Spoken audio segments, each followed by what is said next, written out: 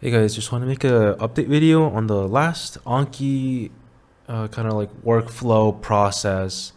And yeah, so I've gone through quite a few cards as you can see, and a few things have changed. I think the biggest thing that I would advocate that has changed is the day and when I'm doing my study versus when I'm doing my review. Previously, I would do them all at once. I would review my 10, I would like learn, like go through like the 10 new flashcards for the day, and then if I see any kanji I don't know, then I would immediately like research them on the spot, right? And I think that was better than not doing any kanji research at all. But I think this is even better in that doing research ahead of time, when you have that extra like 10-30 minutes, you can do some kanji research, go through a few cards. And another big plus is it kind of like separates the amount of like time that you have to sit down and review for.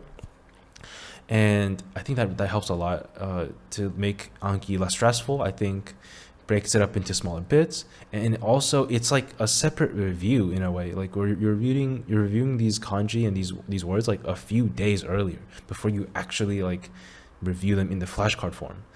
And I think that helps with retention a lot, because these words and these concepts will just be floating in your mind for a bit, and they don't go away after like a day or two. I think they'll stay there for a little bit, and by the time you actually start reviewing, your review sessions will be so much faster, smoother, so much less stressful.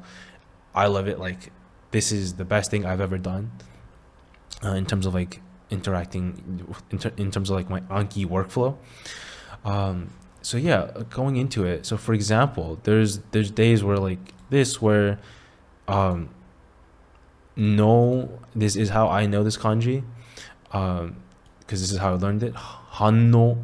But in this case, it has, I didn't know this at the time because I wasn't doing this before, but it has so many kun readings and on readings. But low-key, here's what I'm doing for this. If you see 3 kun readings and 3 on readings, look, here's the thing. Like, one of them is like a 90, is going to be 90% of the use cases, and the other 2 are like 10%, 5%. Like, you don't need to learn them, to be honest, as like a beginner specifically, right? One thing you can do is you can just open these up. So I'm on Jisho, which is like the website. Jisho just means dictionary, and once you search up the kanji, it'll show up here, and you can just middle click these to open up new tabs and see how many words use this reading, right? So apparently none. I can't really find this one, so you know what, I'm just gonna get rid of it for now. If it comes up, it comes up. Not, I'll learn it then, right? It's not that big of a deal. Masani, I don't really see this here too, so okay, not masani. And then what about the last one, kotaeru? Okay, this seems like a really popular, useful word. Yeah, so I'll just learn this as kotaeru or no. And then let's move on to the on reading. So let's open up a few on reading tabs. Oh, so it seems like O has like, dude, that's quite a few uses for the O on reading. So let's keep that. And then we'll go to yo. I think the search thing is searching this yo instead of this. So yeah, it looks like it doesn't really show up. So let's get rid of yo for now. And then no, also, it seems like it's not popular, not really used, but I know one way to use it, which is hanno. And that's how I first learned it. So I think I'll keep it here just because I already know it. But if you're learning this like without learning hanno before, then I would probably just get rid of this as well. So as you can see, now we've kind of lowered the amount of like kun readings and on readings from 3 each to 1 and 1 if you really want. I'm keeping this here just because I already know it, and it doesn't really add any extra confusion or add any stress. So that's one thing that you guys can do. Try it out. And then the thing is, when you are let's go to here, for example. Whenever like there's a new kanji that I've never seen before, I like to just get all the information down. While I kind of write this down, I think about it, and then I like to do this, which is write down a lot of different ways. Like go through here, just copy and paste, or just write it down by hand. And you really get to see in context, like how is this word being used in context, right? For example, and one way this is really helpful is if you look at this one, it's han, right? And this hanno, like han usually means anti. And anti is like a kind of a prequel, like a prefix, sorry, for a lot of different words. So there's like han this, han that, like han Thai, like han.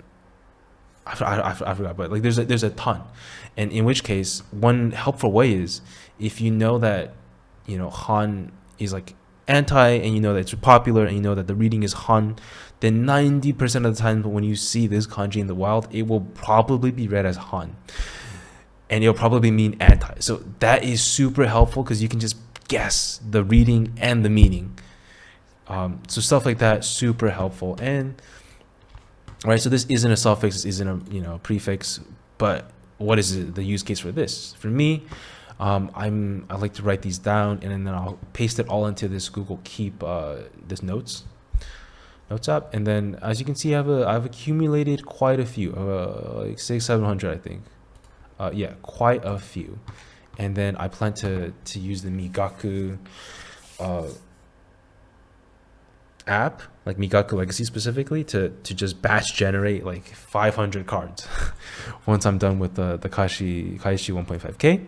So that will be my kind of continuation. So I'm getting ready for that. And one of the good things about this and these words compared to the words here is there's some words here where like I'll scroll forward, like sure, I don't even know most of these kanji. Yeah, Kaishi 1.5k gets a bit easier later on. Low key, I hit a round of like 5 words where like, yeah, I don't even need to write anything for these. But for example, maybe something like let's just pretend that I've never seen this kanji before, and there's like these, learning 2 new kanji at once is so much harder than learning 1 new kanji at once plus 1 that you already know. Okay, n+1 concept, right? If it's already something you know, it'll be way easier to just learn the other part of it. In which case, all of these that I've collected, because they're from researching other kanji that I've already learned or are in the process of learning, I am pretty much guaranteed to know 1/2 of all of these kanji, right? All of these, like, not kanji, these words, right? Like half of the kanji in all these words I'm guaranteed to know. So in which case it will be so much more easier to learn these like 600-500 words compared to like some of the Kaishi 1.5k words where like I don't know both kanji. So yeah, I'm excited for that. And the other thing I'm doing that's new from the previous video is I'm currently going through 5 decks at once. The Kaishi 1.5k deck is my main one that I'm going through. About 10 a day. I used to do like 15-20, and I think I still could. I just don't have time to do a bunch of these kanji research right ahead of time. But also with these other decks, like they do take more time too. So sentence mining is the one where I'm using the Migaku Legacy, like the one where like they can parse YouTube videos and you can like make cards from YouTube videos, and they kind of look like this. The sentence mining strategy. So there's the main word, sentence, and then on the back it'll show you the definition, and it'll just like kind of batch generate that, right? But specifically with this, let me just you can also like get a screenshot of the video and a sound file. Super cool, it's fun. And the reason it's a separate deck is I plan to merge them eventually, but for now I'm kind of messing around with the settings and stuff, so it's a separate deck. And if I lose these 30, I don't really care. If I have to like delete them because if they don't fit with the other decks or whatever, I don't really mind. Same here. These are just words that I've had to learn throughout the process of like learning grammar and writing. These are words that I've encountered that I want to learn. So I made a list of those, and then I made a deck. So for example, I was talking about my trip with my italki teacher, and so learning all these like shonichi, futsukame, mikame toka, these like day counters, and just machiya toka, ryokan toka, random words that have come up in my life that I want to learn. So in this case, that's what this deck is for. And one of the cool things about this is, it's just super bare bones, but I'm also using the Migaku dictionary and the Migaku Legacy app to make this. You don't have to. There's plenty of ways to do it. I paid for it just because I'm super serious about attaining like native fluency, right? I'm on track to do N2 this year, easy. I think anyone's a possibility. Who knows? But I'm studying like crazy, like 12, 16 hours a day. So it's a worthwhile investment for me, and I will give my money's worth. I promise you that. But another thing is, once you generate these, as you can see, there's a pitch accent thing here. I have a specific add-on for it. Don't exactly know what it's called, but yeah, it's just this pitch accent add-on. I'll leave it in the description. But yeah, I'll batch generate these pitch accents. Super helpful, love it. Doesn't work for all of them, as you can see here. For some reason, Dookame doesn't have a pitch accent thing. Not the biggest deal. You can look those up individually yourself. It'll do most of the work for you, which is honestly, if you're making like thousands of cards, even if it does 800, 600, I'll take it. That's 600 less cards that I have to do manually. And so those are the three. The other one is katakana. I hate it, but you have to learn it if you want to live in Japan. So I want to just be able to read katakana like I do hiragana. めちゃくちゃカタカナ苦手なんですよ。でも、重要じゃね。Yeah. And the last one is the newest one, from Dolly Cure Sensei, RIP. Like absolute gold mine of a YouTube channel. It is like the main way I am learning grammar. I love the way that she breaks everything down. It makes so much sense. So I found out about the Sound Sisters Anki deck recently, and I'm giving it a try. I'm not going through it too fast right now, just because same thing with the Kaishu 1.5K deck. I like to look up these words and look up the kanji, and then provide like a few examples of these kanjis in real life. I think that is the thing that can help me learn this the best. A lot of people say that there's like the Anki is just free gains and you just review, and I feel like the harder you work for this, the more you'll get out of it. So that's what I'm doing. It has been working for me. I feel like the reviews are taking a lot less time and more things are sticking. The more work that I'm putting into researching and understanding like the meaning behind the kanji, all the different like bushu, the radicals, right? But just the review for any like new viewers, my main resource for information is Jisho dictionary. Look everything up, and then I have a verb conjugator thing if you need. And then if you have any questions like genzai versus jisai, then I'll write them here, and then I have a class scheduled with a italki tutor, and we'll just go over all these like grammar related questions.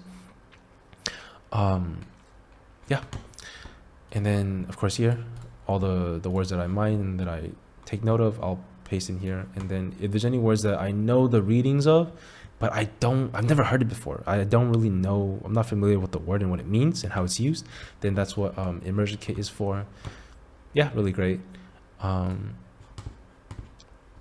then the other thing is, the other thing I want to recommend since last time is I've discovered Game Gengo's channel, and really, really amazing work he's doing with these like grammar series, like 2-hour long videos, for N5, 4 hours for N4, Jesus, and then 6 hours for N3. I can't wait for that. Luckily after N3 there's not much grammar, so I can't wait for that. But yeah, I finished N5 a while ago before my Japan trip. Super helpful. And now I'm going through N4. Luckily for me, I think N4 is easier than N5, to be honest. I already know most of these, and I'm going through the video at a pace of like 1 hour 15 minutes a day. This didn't even take me that long. I could probably do this entire thing in a day if I really wanted to. The N5 was hard though. N5, like, man, the dead, the knees, like there's just too many ways to understand them, right? And like, I like to move on once I've like understood something and I know how to theoretically use it, so that I could then practically try and apply it in my day-to-day, whenever I'm like writing weird funny Twitter posts, or my daily diary, or maybe something like texting my friends, just trying to use it as much as possible. But yeah, highly recommend Game Gengo's channel. He has like short videos too, check him out, really fun. But yeah, that is the main difference between my last video and this one, and how I'm currently using Anki as a tool to review flashcards. Yeah, thank you for watching, and I'll see you in the next one.